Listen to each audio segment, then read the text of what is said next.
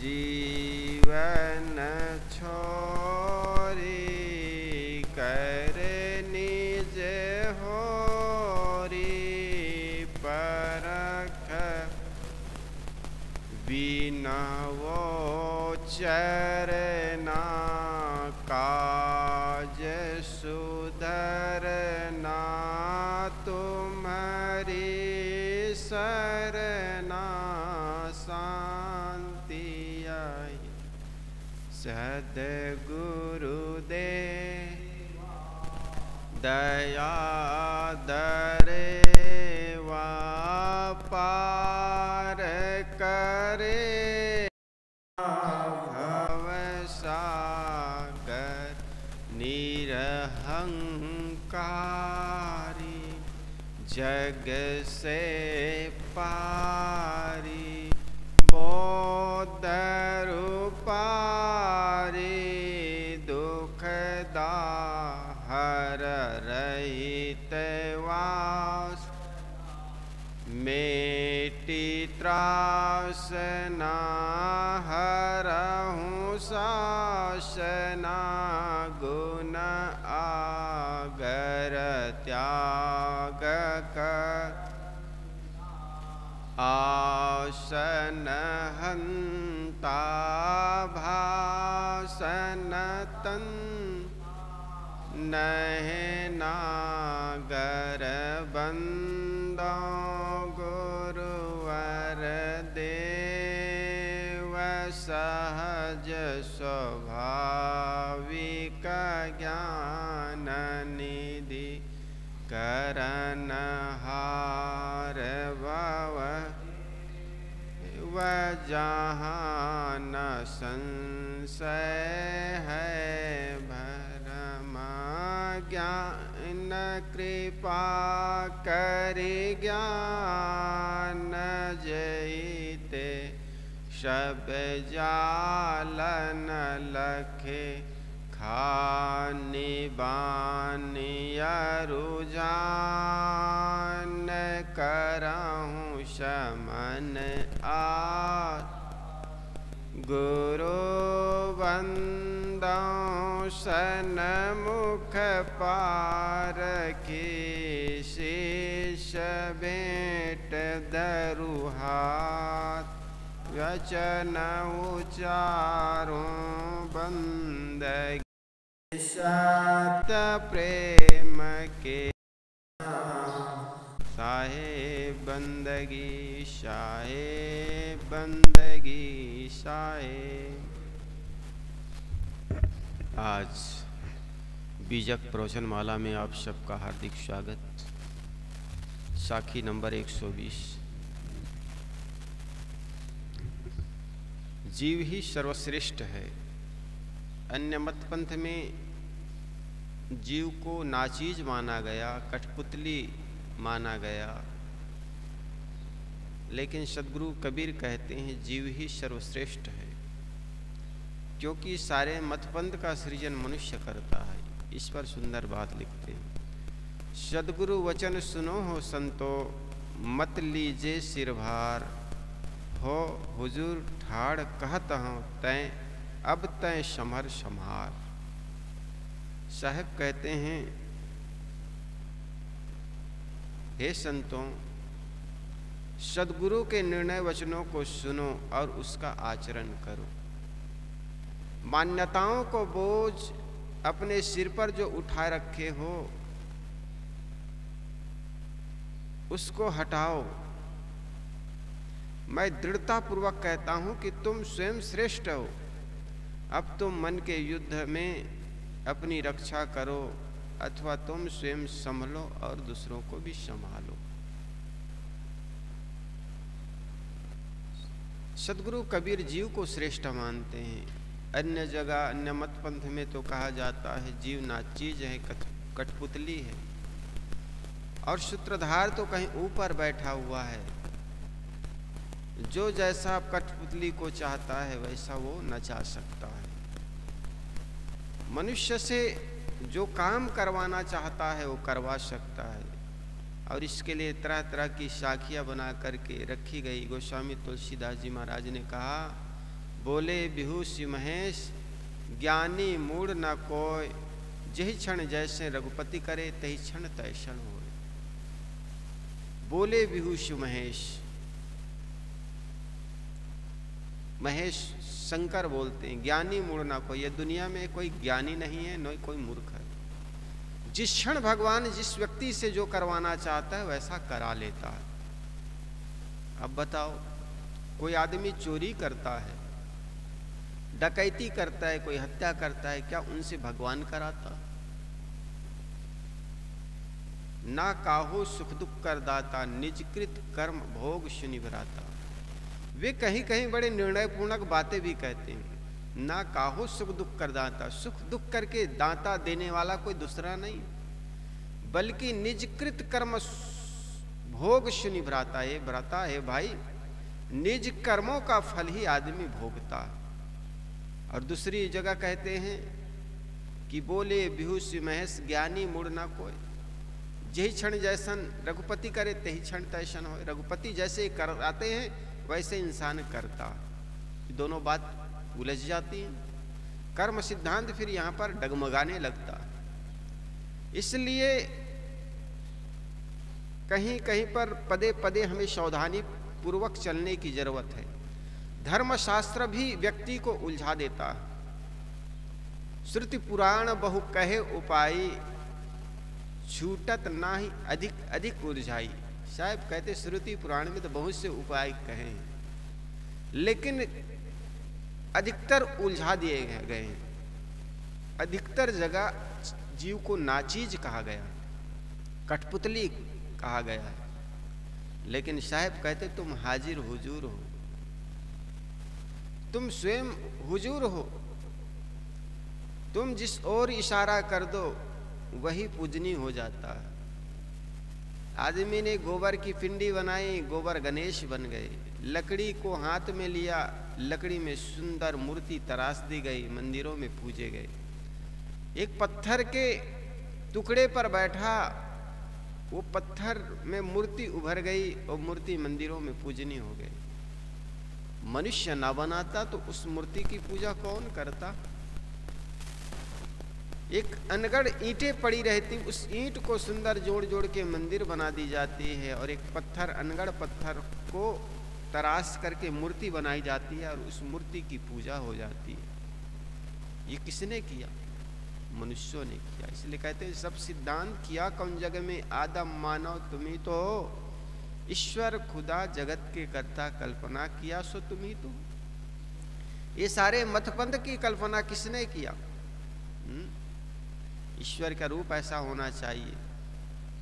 अगर पशुओं में कोई भगवान की कल्पना की जाए तो भगवान का रूप पशु जैसे बनाएंगे वे। इंसानों ने की कल्पना, इसलिए अपने भगवान को इंसान जैसे बनाया। जो आदमी शुद्ध शाकाहारी है वे अपने भगवान को तुलसी के पत्ते, बतासा और जलेबी चढ़ाता है। लेकिन जो आदमी मांसाहारी है उनका अपना भगवान है भैरव, शराबी भगवान। भैरव को भी शराब पिला रहे हैं लोग।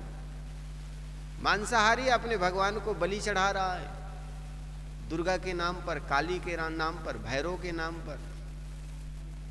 हाँ? किसी किसी के देवता शुअर खाता है तो किसी किसी के खुदा शुअर नहीं खाता, वो गाय खाता। आदमी ने कैसा पाखंड बनाया।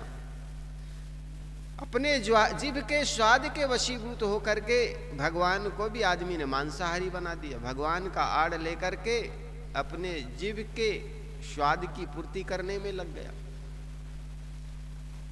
कोई आदमी जीव हत्या करता है तो वो करता है कि ये हत्या कर रहा है, लेकिन किसी भगवान के सामने पशु को रेतता है, बलि, उसको बलि कहते हैं। तुम नाम कुछ भी दो, हत्या तो हत्या है एक प्राणी की।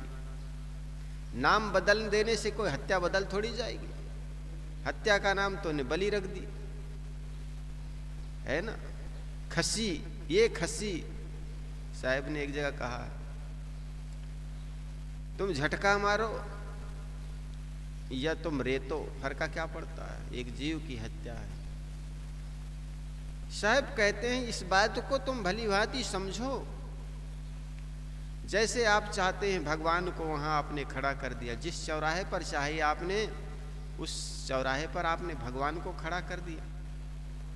इसलिए साहब कहते तुम हाजिर हुजूर हो, तुम अपने आप को पहचानो। तुम अपने आप को न पहचानने के कारण तुम दर दर की ठोकरें खाते हो, कहीं नाक रगड़ते हो, कहीं धन चढ़ाते हो दान के नाम पर, कहीं बलि चढ़ाते हो, कहीं भोग लगाते हो। भोग लगाने वाला कौन है, बलि चढ़ाने वाला कौन है, उसको समझो तुम। कौन है जो मान्यता रखता है, मंदिर में जाता है, मान्यताओं की पूरी हो जाने पर भंडारा करता है, कोई बलि चढ़ाता है, कौन है? वो जीव ही है। भगवान ने कभी नहीं कहा मुझे भोग लगाओ, मुझे बलि चढ़ाओ।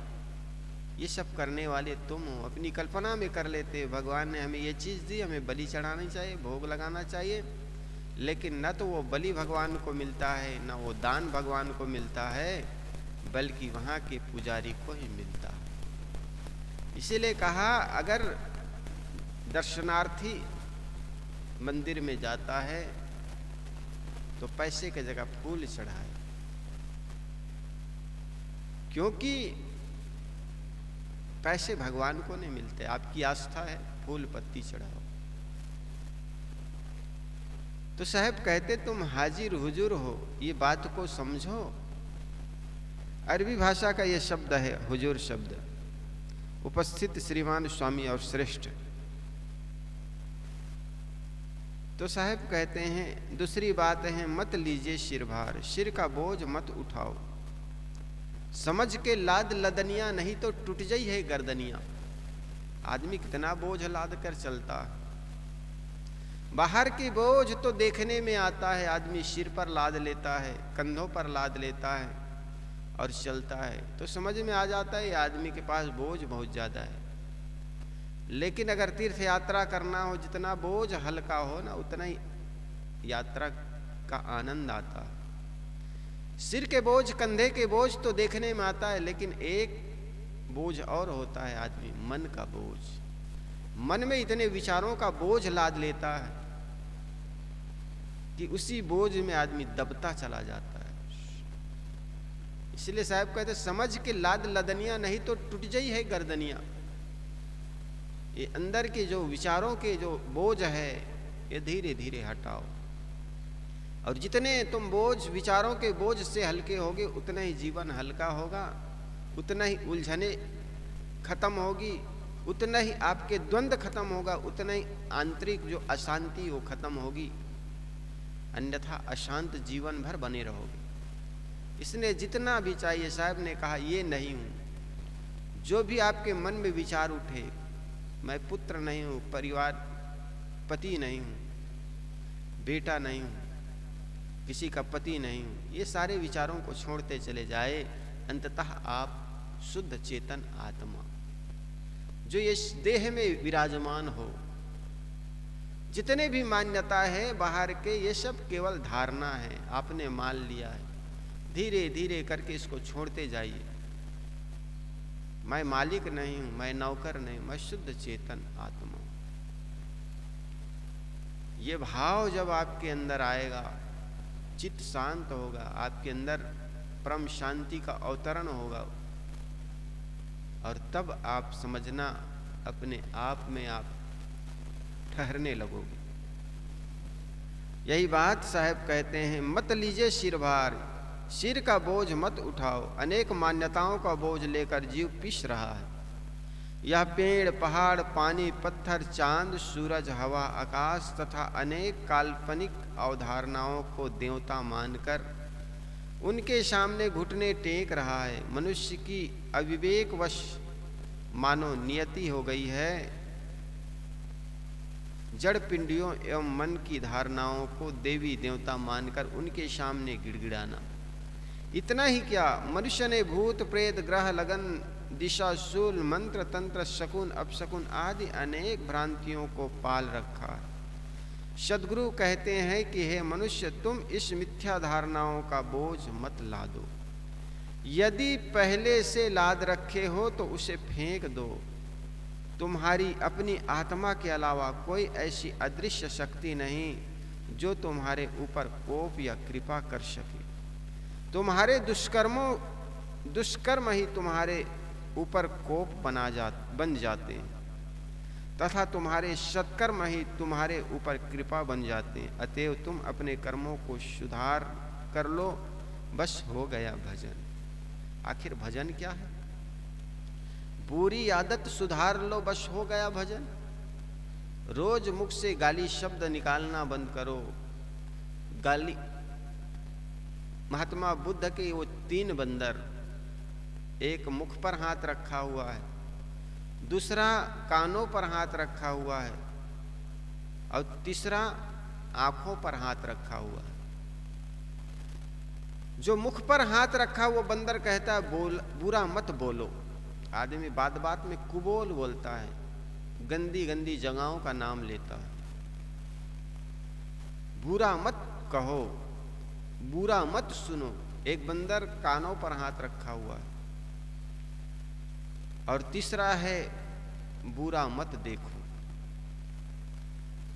चौथा एक बंदर और चाहिए जो माथा में हाथ रखा हो। उनकी मान्यता होगी बुरा मत सोचो। जब बुरा नहीं सोचोगे तो बुरा देखोगे नहीं, बुरा कहोगे नहीं और बुरा सुनोगे भी नहीं। हम अंदर से जब बुरा सुन लेते हैं, बुरा धारणाएं बना लेते हैं, विचार कर लेते हैं, तो हमें बाहर दिखाई पड़ती है बुरा। इसलिए साहब ने कहा ना, बुरा जो देखन मैं चला बुरा ना मिलिया कोई। अगर बुरा देखने के लिए चलोगे तो आपको बुराई मिल जाएगी, लेकिन अपने अंदर झांकोगे ना तो बाहर की बुराई बहुत छोटी नजर आएगी।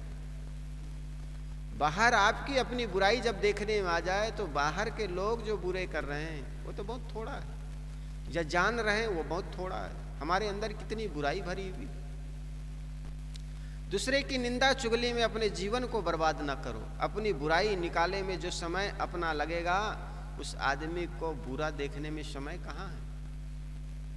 जिस व्यक्ति को अपने घर द्वार की साफ सफाई में से फुर्सत नहीं, वो दूसरे के घर में गंदा फैलाने कहाँ जाएगा। इसलिए अपनी बुराई को हम साफ करें, और जितने बुराइयों से हम ऊपर उठेंगे उतना ही हम परम देव के पास पहुंचेंगे, परमात्मा के पास पहुंचेंगे, वही हो ही जाओगे। एक शैतान और दूसरा भगवान। शैतान वह आदमी तब तक शैतान है जब तक बुराइयों से लदा हुआ है। जीव तब तक है जब तक बंधनों से बंधा हुआ है, लेकिन बंधनों से मुक्त हो गया वही शिव हो गया। शिव का उद्घाटन कहीं बाहर नहीं, शिव कहीं बाहर नहीं है, बाकी वो तो केवल प्रतीक है। शिवलिंगी बनाई दी जाती, शिव की मूर्ति बनाई दी जाती, वो प्रतीक है। उसकी पूजा करने वाले व्यक्ति भी यथार्थ शिव को समझे, सत्य शिव को समझे कि शिव कौन है। जो आदमी अपने आप को समझ जाएगा, जब तक इस जीव अंदर है तब तक तुम शिव हो, और जीव जैसे ही निकल गया तुम शव हो जाओगे। शव नाम मुर्दा। शव और शिव, जब तक जीव है तब तक शिव हो। एक आदमी एक घोड़ा बेच रहा था, उन्होंने कहा 2 लाख में घोड़ा ले लो। घोड़ा लेने वाला ने कहा कुछ कम नहीं करोगे? हाँ कम कर देंगे। कहे कितने कम करोगे? हम 1 रुपया में दे देंगे। अच्छा, 2 लाख का घोड़ा 1 रुपये में कैसे दे दोगे? कहे एक चीज नहीं है। क्या कौन सी चीज? जान नहीं है। उस आदमी ने कहा जिस घोड़ा में जान नहीं है उस मुर्दा को लेकर क्या करेंगे? जिसमें शिव नहीं है उस शव को लेकर क्या करोगे? उसको हमको ही फेंकना पड़ेगा, दुर्गंधी आएगी। तो जब तक इस जीव में जान है, इस जीव में, इस देह में शिव है, तब तक इस जीव का, इस शरीर का, इस देह का शान है। अन्यथा बाकी सब शमशान है। अपने को पहचानोगे भाई, तुम पर जुल्म है न ईश्वर खुदाई। अपने को जानो, अपने को पहचानो। साहब कहते तुम हुजूर हो, शगुन अपशकुन आदि अनेक भ्रांतियों को पाल रखा है। सदगुरु कहते हैं कि हे मनुष्य, तुम इस मिथ्या मान्यताओं का बोझ मत लादो। यदि पहले से लाद रखे हो तो उसे फेंक दो। तुम्हारी अपनी आत्मा के अलावा कोई ऐसी अदृश्य शक्ति नहीं जो तुम्हारे ऊपर कोप या कृपा कर सके। तुम्हारे दुष्कर्म ही तुम्हारे ऊपर कोप बन जाते हैं तथा दूसरे सत्कर्म तुम्हारे ऊपर कृपा बन जाते हैं। अतएव तुम अपने कर्मों का सुधार कर लो, बस हो गया भजन। हो हुजूर ठाड़ कहत हो। यह तीसरी बात सर्वाधिक महत्वपूर्ण एवं आंदोलनकारी है। कबीर देव कहते हैं कि मैं खड़ा होकर कह रहा हूं कि तुम खुद हुजूर हो। खड़ा होकर कहने का तात्पर्य है दृढ़ता पूर्वक कहना। सदगुरु कहते हैं कि मैं दृढ़ता पूर्वक कहता हूं कि तुम स्वयं हुजूर हो, स्वामी हो, सम्राट हो, तुम स्वयं परमात्मा हो। हे मनुष्य, तुम किस परमात्मा को खोज रहे हो? तुम्हारे अलावा तुम्हारा कोई परमात्मा नहीं। तुम अपने अविनाशी आत्म तत्व को न समझकर ही दर दर भटक रहे हो। आश्चर्य है कि परमात्मा ही परमात्मा को खोज रहा है। लाली खोजन मैं चला, मैं भी हो गया लाल। साहब कहते हैं लाली खोजने अगर चलते हो तो तुम भी लाल हो जाओगे, वही हो ही जाओगे जिसकी तुम खोज में निकले हो। जिस प्रकार एक नमक का छोटा डल्ला टुकड़ा सागर में वो नमक का पता लगाने जाए तो घुल जाएगा, वही हो जाएगा जो सागर का स्वरूप है। इसी प्रकार तुम परमात्मा को खोजने निकलोगे, तुम परमात्मा में लीन हो जाओगे। अपने आप को जब लीन कर दोगे वही हो ही जाओगे, है ना। तो बाहर खोजना नहीं है बल्कि अपने आप को पहचानना है। साहब कहते हो हुजूर ठाड़ कहत हो। यह तीसरी बात सर्वाधिक महत्वपूर्ण है, आंदोलनकारी है। कबीर देव कहते हैं कि मैं खड़ा होकर कह रहा हूं कि तुम खुद हुजूर हो। खड़ा होकर कहने का तात्पर्य है दृढ़ता पूर्वक कहता हूं। सदगुरु कहते हैं कि मैं दृढ़ता पूर्वक कहता हूं कि तुम स्वयं हुजूर हो, स्वामी हो, सम्राट हो, स्वयं परमात्मा हो। हे मनुष्य, तुम किस परमात्मा को खोज रहे हो? तुम्हारे अलावा तुम्हारा कोई परमात्मा नहीं है। तुम अपने अविनाशी आत्म तत्व को न समझकर ही दर दर भटक रहे हो। आश्चर्य है कि परमात्मा ही परमात्मा की खोज कर रहा है। परमात्मा ही परमात्मा की खोज कर रहा है।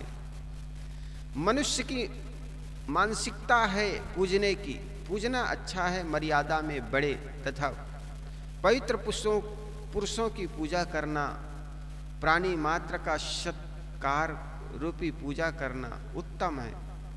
परंतु अपने आप में दीनता की मानसिकता बनाना बहुत गलत है।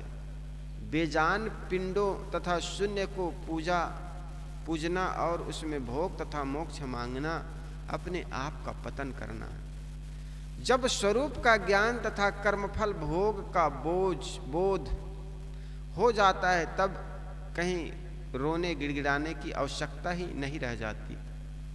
जो वास्तविकता है, सदगुरु कहते हैं कि हे मनुष्य, तुम अपनी श्रेष्ठता की समझ, अपने स्वरूप को पहचान और अपनी महानता में प्रतिष्ठित हो। चौथी बात है अब तय समर संहार। समर के अर्थ समर है और संभालना दोनों हो सकते हैं। दोनों अर्थों में मूल आशा में अंतर नहीं पड़ता। एक से अर्थ होता है तू मन में के युद्ध से अपने आप को संभाल, अपने आप की रक्षा कर, और दूसरे में अर्थ होगा कि तू अपने आप में संभल कर दूसरों को संभाल। अर्थात अपने स्वरूप को पहचान कर स्वयं की रक्षा करो और दूसरों को भी भव बंधनों से बचने में सहयोग करो। अपने स्वरूप की पहचान हो जाने के बाद साधक का मात्र एक काम रह जाता है, अपने आप को मन की धारणाओं से बचाना। इसके साथ दूसरे जिज्ञासु एवं मुमुक्षुओं को भी इस दिशा में प्रेरित करना। अपने आप को मन की धाराओं से अलग करना, यही तो साधना है। मन में जो विचार आए उन विचारों के पीछे भागना साधक का लक्षण नहीं है। कहीं देखने, कहीं सुनने, कहीं भोगने की इच्छाएं उठी और इच्छा की पूर्ति के लिए हम दौड़े चले गए। मन में जब विचार उठे तो उस मन को देखना, इस चीज को खाने से, इस चीज को देखने से, इस चीज को छूने से मुझे क्या लाभ होगा, मेरे शरीर में क्या आवश्यकता है, इसकी आवश्यकता नहीं है, निरर्थक है, तो उसका त्याग करना चाहिए। विचारों को केवल देखना चाहिए। जिस प्रकार नदी की तट पर बैठा हुआ व्यक्ति नदी की धारा को देखता है, नदी के साथ बहता नहीं, इसी प्रकार विचारों की तट पर बैठ करके ही विचारों को देखना। मन में इस क्षण क्या विचार उठ रहे हैं, देखो मन को। और मन को देखने वाला साधक होता है। मन के साथ बहने वाला आदमी साधक नहीं बल्कि संसारी होता है। इसलिए हमें संसारी नहीं बल्कि साधक बनना है। तो मन के विचारों को हर क्षण देखना। जब आपके मन में क्रोध आए तब मन को देखना, जब आपके मन में काम उठे तब मन को देखना, लोभ उठे तब मन को देखना। और मन को देखोगे तो क्रोध शांत हो जाएगा। क्रोध उठा तो क्यों उठा, उसको समझने की चेष्टा करना। जब क्रोध को देखने लग जाओगे तो क्रोध समाप्त हो जाएगा, है ना। हम देखते नहीं हैं बल्कि उनके साथ बह जाते हैं। जैसा खाने की चीजें और खाने वाला भोगता अलग होता है, देखने वाला दृष्टा और दृश्य दोनों अलग होता है, छूने वाला और छुई हुई वस्तु ये दोनों अलग है। छूने वाला छुई हुई वस्तु से अलग होता है। इसी प्रकार मैं देह हूं, ये जो बोध है ना, ये आदमी को भोगी बना देता है। लेकिन मैं देह नहीं हूं, देह में निवास करने वाली आत्मा हूं, चेतन हूं। इसलिए ये देह को भी देखना है, देह को संवारने में मत लग जाना। हाँ, पवित्रता की दृष्टि से, शुद्धता की दृष्टि से इस शरीर को स्वच्छ रखो। पवित्रता और शुद्धता ये दोनों में अंतर है ना। पवित्रता और शुद्धता, एक व्यक्ति मांस को धो धुआ करके कड़ाही में पकाता, वो शुद्ध तो किया बाहर से लेकिन पवित्र नहीं। पानी से धो धुआ कर साफ कर दिया, शुद्ध हो गया, लेकिन पवित्र नहीं, अपवित्र चीज है। इसी प्रकार शुद्धता और पवित्रता में बड़ा अंतर है। सब्जी है वो पवित्र भी है और पानी से शुद्ध किया, है ना, खाने के लिए प्रकृति ने बनाई। आप अपने मुख के एक दांत टूट जाए तो क्षण भर भी मात्र उसको मुख में नहीं रख सकते। आपके मुख में कहीं कट गया है, रक्त बह रहा है, उस रक्त को भी आप बाहर थूकना चाहते और बाहर के जीव को मार करके आप खाए चले जाते। कहने का मतलब जीवों पर दया करना, मनुष्यों से प्रेम करना, अपने आप को मन की धाराओं से अलग करना ही तो साधना है। मन में ही अनेक प्रकार के कूड़े कबाड़ भरा हुआ है। जो साधक मन को अलग कर देता है वह स्वच्छ हो जाता है। ऊपर की पंक्ति के दूसरे चरण में कहा गया है कि मत लीजिए सिरभार, अर्थात तुम अपने स्वरूप ज्ञान के अलावा कोई मान्यता बनाकर उनका बोझ मत लादो। मन की संकल्प रूपी कली को तोड़ते रहो, फिर तुम फूल होगे न फल। राग मान्यता, द्वेष मान्यता तथा अनेक प्रकार की मान्यताओं का जाल बनाना, यही सब तो जीव की महानता को नष्ट करते हैं। जब जीव सारी मान्यताओं के बोझ से तथा मन की धारा से मुक्त हो जाता है तब वह सदा आनंद स्वरूप हो जाता है। अब की पुरिया जो निर्वारे सोजन सदा आनंदा। जो साधक आज वासनाओं का त्याग कर देता है वह सदैव के लिए आनंद स्वरूप हो जाता है, अतएव वह सदा के लिए दुखों से मुक्त हो जाता है। साहेब आगे कहते हैं 221 में, कड़वी माया लता और छूटा हुआ सिद्ध, ओ कड़वाई बेलरी औ कड़वा फल तोर, सिद्ध नाम जब पाइए बेली बिछोहा होय। सिद्ध भया तो क्या भया, चहुदिस फूटी बास, अंतरवा के बीज है फिर जामन की आस। साहब कहते हैं ओ कड़वाई वेलरी, राय पेहटा कोई फल होता है,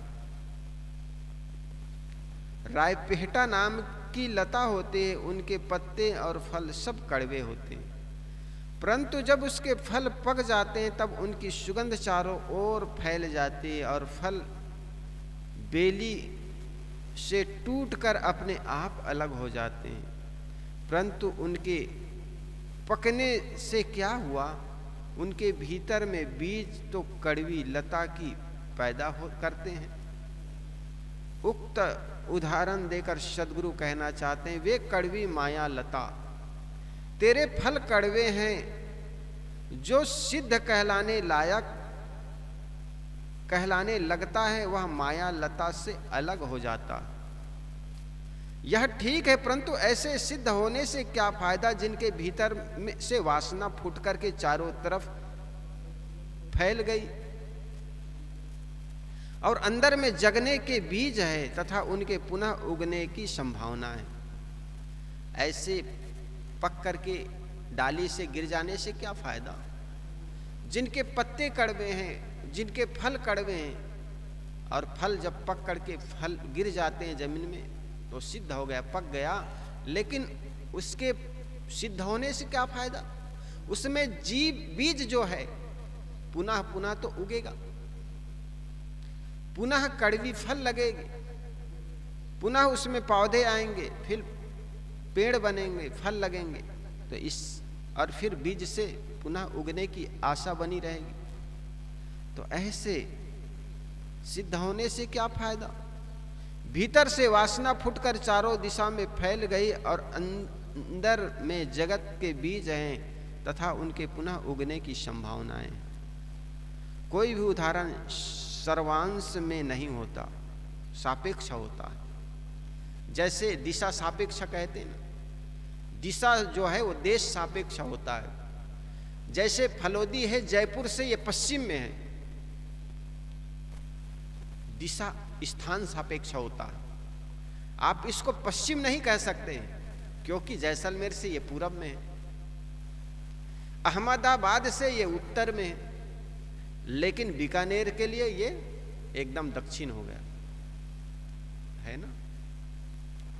जो दिशा होती है ये स्थान सापेक्ष होता है। इसी प्रकार कोई भी उदाहरण या कोई भी कहानी सर्वांग नहीं होता। सिद्धांत को समझने के लिए कोई उदाहरण दी जाती है, वो सर्वांग सत्य नहीं होता है। किसी अंश में उदाहरण सत्य माना जाता है, एक अंश में। जैसे एक आदमी को देखकर कहते आप फलाने जैसे, वो फलाने जैसे है तो इसका मतलब ये नहीं कि वो फलाने के लड़के जो हैं वो ये भी उनका ही लड़का हो, इनके स्वभाव भी अंतर पड़ेगा। हाँ, एक अंश ठीक है, उनके रूप वैसा ही दिख रहा है। जैसे कई बार कहते हैं ये रमेश जो है वो राजेश संग पढ़ रहा है, वो संग पढ़ रहा है, एक साथ पढ़ रहा है, लेकिन कोई जरूरी थोड़े कि दोनों का बुद्धि एक समान हो, दोनों एक ही व्यक्ति का पुत्र हो, अलग अलग है। कोई भी उदाहरण जब देते हैं वो उदाहरण सापेक्ष होता है, कुछ अंश में सत्य होते हैं। माया ऐसी लता है कि कड़वी है, उनके पत्ते कड़वे हैं, फल कड़वे हैं। संसार प्राणी पदार्थों का मोह माया है तथा कहना चाहिए मन की रागात्मक वृत्ति माया है। यह कड़वी है, इसका परिणाम तीखा है। जो व्यक्ति जितना ही संसार में रागी होगा वह उतना ही पीड़ित होगा। जितना तुम संसार से मोह करोगे, रागी बनोगे, उतना ही दुख होगा। मेरा पुत्र, मेरा परिवार, मेरा मकान, मेरा धन, मेरा मेरा कहते कहते मूढ़ जन्म भर रोता है, एक दिन मिट्टी के नीचे है पड़ा पड़ा है रोता। ये मूढ़ मनुष्य पड़ा पड़ा रोता है।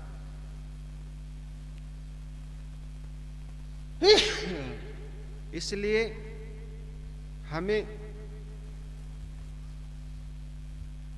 जितना हो सके राग को घटाना चाहिए। कोई व्यक्ति जब सिद्ध हो जाता है तब वह माया लता से अलग हो जाता है। सिद्ध का अर्थ ही है मुक्त। जो अपने स्वरूप में सिद्ध हो गया, पूर्ण काम एवं सफल मनोरथ हो गया, वह सिद्ध है, मुक्त है। उसका संबंध माया से कट जाता है, अर्थात वह संसार में तथा पांचों विषयों तथा प्राणी पदार्थों में राग नहीं करता। उसका मन निर्मल एवं समाधिनिष्ठ हो जाता है। जैसे पका हुआ फल अपने आप पेड़ से चू पड़ता है, गिर जाता है, वैसे अनासक्त मन एवं सिद्ध पुरुष विषयाशक्ति से सर्वथा मुक्त हो जाता।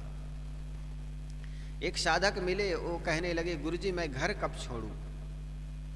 हमने कहा बेटा वैराग्य से जब तुम्हारा मन भर जाएगा तो ऑटोमेटिक छूट जाएगा, छोड़ना नहीं पड़ेगा। जैसा फल पक करके डालियों से अलग हो जाता है। अब फल किसी पेड़ को पूछे कि मैं कब छोड़ूं? पूछने की जरूरत पड़ेगी क्या? फल पका तो वो डाली से अलग हो जाएगा, और कब अलग होगा ये पता नहीं चलेगा।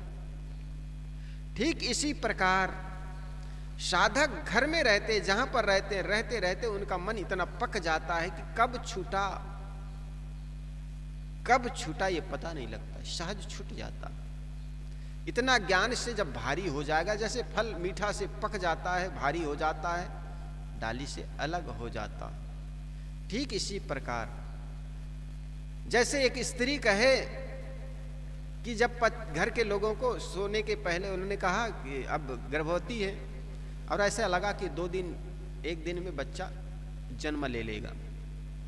घर के लोगों को समझाने लगी, कहने लगी कि देख बच्चा पैदा हो जाए कि मुझे जगा देना।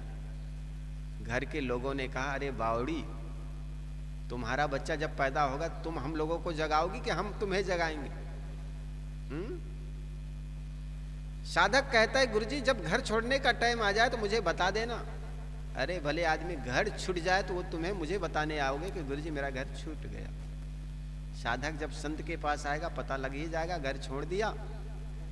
वो कोई संत थोड़े बताएगा कि घर कब छोड़ना है, वो तिथि डेट कोई पंडित थोड़े है कि अमुक दिन घर छोड़ोगे तो पवित्र माने जाएंगे या शकुन मिलेगा, अपशकुन मिलेगा।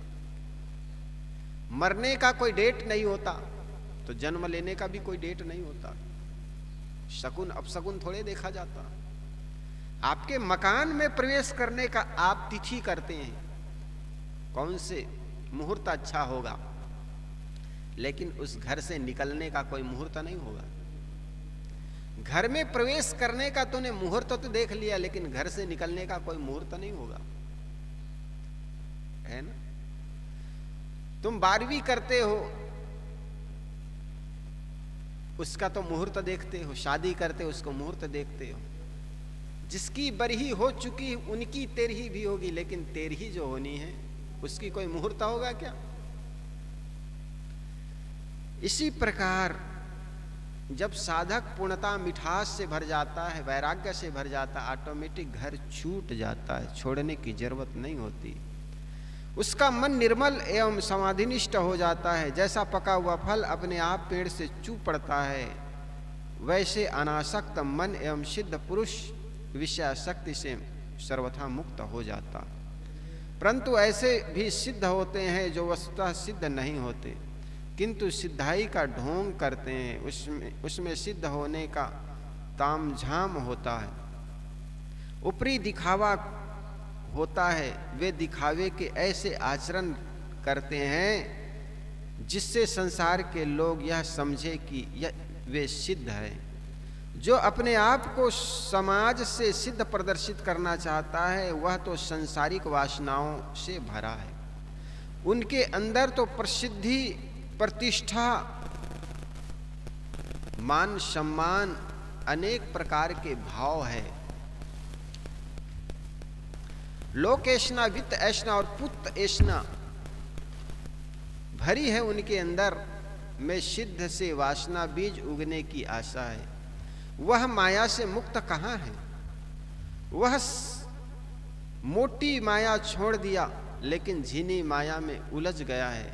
ऐसे कोई अपने आप को ईश्वर का अवतार घोषित करता है, कोई किसी महापुरुष का अवतार बनता है, कोई दुधाहारी तो कोई फलाहारी बनकर अपने आप को सिद्ध बताता है, कोई अन्य प्रकार के विचित्र आचरण करके अपने आप को सिद्ध प्रदर्शित करना चाहता है।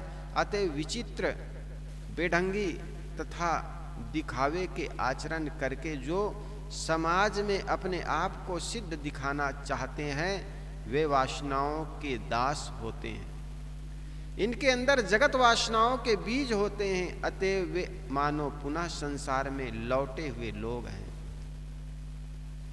इस साखी में संभवतः पूर्ण सिद्ध की ओर बढ़ रहे संतों को भी राय दी गई है कि सावधानी छोड़ना ठीक नहीं है, क्योंकि संसार रहते वासनाओं के अंकुर पुनः पौधे बन सकते हैं। किसी शायर ने सुंदर कहा है ना, आग बुझी मत जान, आग बुझी मत जान, छुपी है राख में। मन को मृतक जान के मत कीजिए विश्वास। मन में कभी कभी बड़ा अच्छा ध्यान लग जाता है, मन में वैराग्य आ जाता है, तो साधक को ऐसा लगता है मैं सबको जीत लिया, मैं एकदम परमात्मा को पा लिया, पहुंच गए ठेठ। ऐसा होता है ना, कभी एक दिन दो दिन कभी कभी हो जाए तो लगता है मैं ठेठ पहुंच गया, मुझे परमात्मा का दर्शन हो गया। एक आदमी कह रहे थे, साहब मैं कबीर साहब का दर्शन किया, मैंने हाथ जोड़ लिया, हाथ जोड़ कर कहा तो मैं तो आपका दर्शन पा करके धन्य हो गया। तब वो कहने लगे, साहब यही तो आप मानते नहीं। मैंने कहा मान क्यों नहीं रहा हूं, आपने दर्शन किया ना, तो मैं आपको मान रहा हूं कि नहीं मान रहा हूं? कहे साहब यही तो आप मानते नहीं। एक हमारे गृहस्थ संत हैं, बड़ा प्रसिद्ध है, बड़ी भीड़ लगती है। वो कहने लगे, साहब मुझे आकाशवाणी हुई, कबीर साहब ने मुझे दर्शन दिया। मैंने कहा आपका दर्शन पाकर मैं धन्य हो गया। तो वो भी ऐसे कहने लगे, यही तो मानते नहीं आप, देखो मुझे कबीर साहब ने दर्शन दिया, आकाशवाणी हुई, निज नाम संस्थान की स्थापना की। मैंने कहा भैया जो शरीर छोड़ करके चला गया वो शरीर तो यहीं जला देते हैं, और रही आत्मा तो वो तो अजर अमर है। अब देह छोड़ करके चला गया, उसी देह में वो कैसे आपको दर्शन देगा? अब जो दर्शन आपको होगा वो कल्पना होगी, क्योंकि आपने कबीर साहब के फोटो हजारों बार देखा है, अपने घर में उस फोटो को आपने हजारों बार देखी है। अब वो फोटो को बार बार देखने से आपको उसी का स्वप्न होगा, उसी को आपको कल्पनाएं उठेगी। आप घर में ही जिन माताओं पिताओं के बीच रहते हो, पत्नी के बीच रहते हो, जिनको आप हजारों बार देखेंगे, आप आंख बंद कर लो, उनको मरे 2 साल 3 साल 20 साल भी हो जाए, आंख बंद करके देखोगे तो दिखाई पड़ने लग जाएगी। क्यों? क्योंकि आपने उसको पहले देखे हैं। इसी प्रकार आपने फोटो को हजारों बार देखे हैं। ऐसे फोटो होते हैं, ऐसे कबीर साहब थे, ऐसे भगवान राम थे, ऐसे कृष्ण थे, ऐसी माँ दुर्गा थी। आपने हजारों बार कल्पनाएं की है, कल्पना नहीं बल्कि देखे हैं, और हजारों बार ऐसी भी कल्पना की है कि मुझे वो दर्शन देंगी, कब दोगे भगवान, प्रार्थना भी की है। अब आप रात्रि में विश्राम करने जाते, नींद पड़ जाती, उसी का अपना स्वप्न होता। अर्ध सुसुप्ति अवस्था में आपको उसी का स्वप्न होता है। 3 अवस्थाएं होती, सुसुप्त, स्वप्न और अर्ध सुसुप्ति अवस्था। सुसुप्ति अवस्था गहरी नींद की अवस्था, अर्ध सुसुप्ति अवस्था जिसमें स्वप्न होता है, स्वप्न अवस्था कहते हैं, और एक गहरी नींद की अवस्था। और तुम जागृत में भी स्वप्न देखते हो, इसलिए साहब ने कहा संतो जागत नींद ना कीजिए। जागते हुए भी स्वप्न देखते हो, मैं राजा बन गया, रहते झोपड़ी में हो गरीब, गरीब सदा राजा बनने की स्वप्न देखता है ना। एक साधारण संत सिद्ध संत होने की स्वप्न देखता है, वो कल्पना करता है मैं सिद्ध हो गया हूं, हजारों लोग मेरे चरणों में लौट रहे हैं, मैं प्रसाद दे रहा हूं, मैं आशीर्वाद दे रहा हूं, वो स्वप्न देखता है। क्यों? हजारों बार उन्होंने कल्पना की, संतों के साथ रहा है।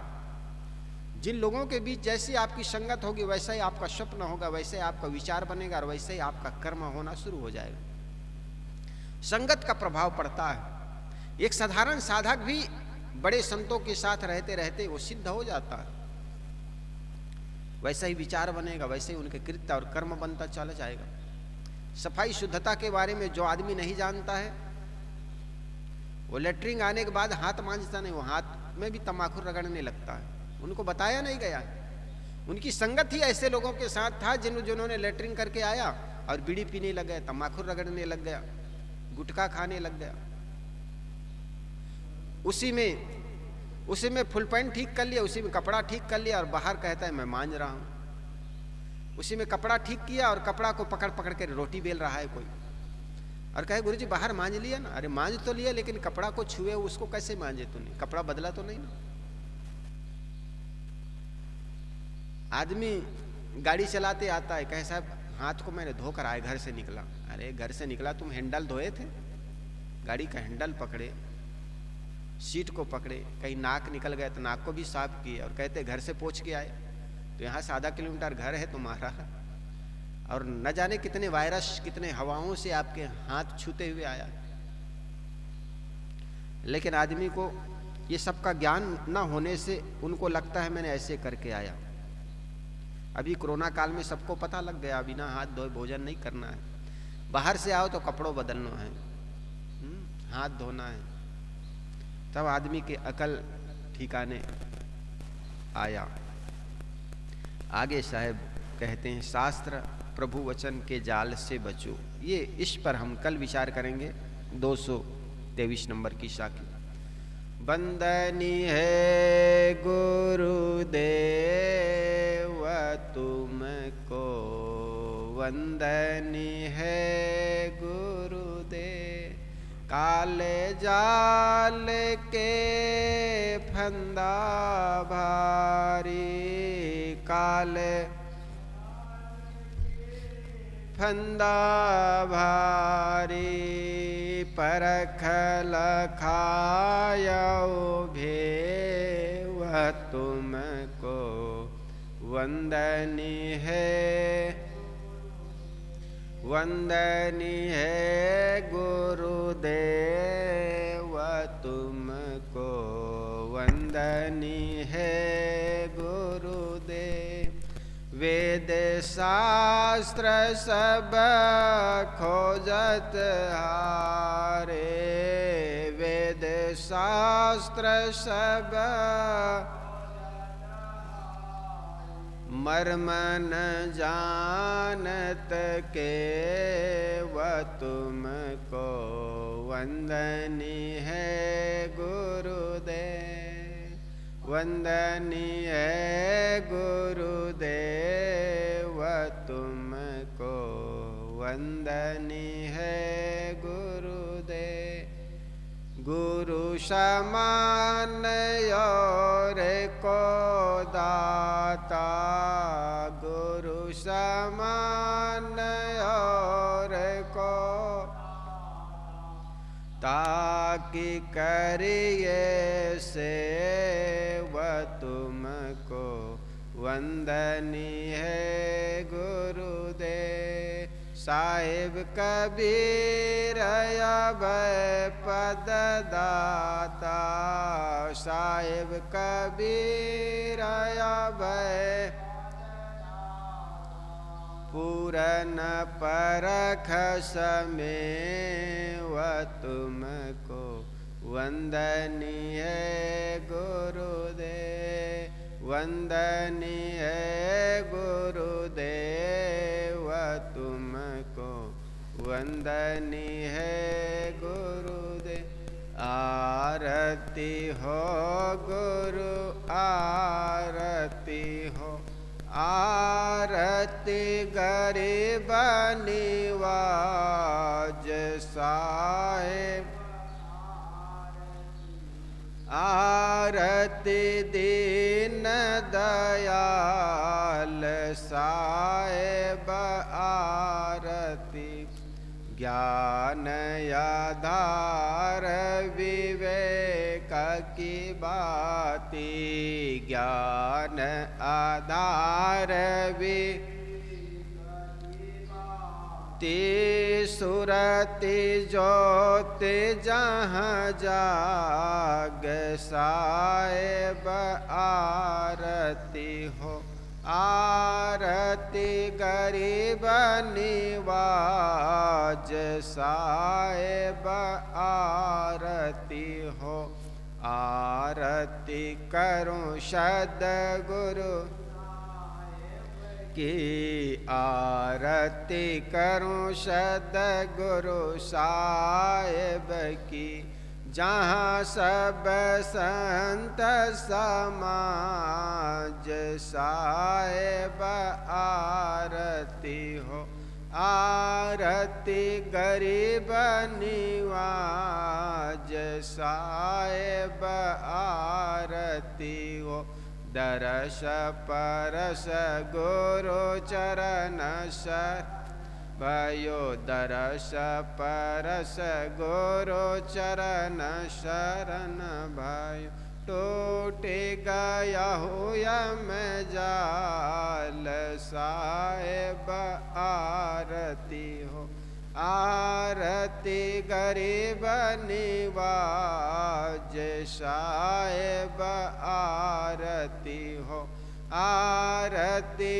दीन दयाल साहेब आरती हो, साहेब कबीर संतन की कृपा से, साहेब कबीर संतन से भयाओ परख परकाश सा, आरती गरीब निवाज साहेब आरती हो, आरती दीन दयाल साहेब, दास जान निज आपनो विनती सुनिए मोर, विनवत हूँ कर जोर के गुरु शरणागत तोर, काम क्रोध मद लोभ में नित मैं रहूं भुलान, दीन दास प्रभु जान के लीजे बंदी छुड़ा, मम दृष्टि महामलिन है खानि बान के बीच, करी गुरु बोध ये मैं हूँ अधम यति नीच, काल जाल बहु फेर में पर हूँ निपट गंवार, शरण आय की लाज है साहेब लीजे उवार, मन वच कर्म गुरु साधु से टूटे नाम मने, बंदी छोरिया दीजिए वरदान सदा अच्छे, साहेब के दरबार में कमी काऊ की नाय, बंदा मोह पावे नहीं चूक चाकरी मां, ना गुरु रधिकम तत्वम ना गुरु रधिकम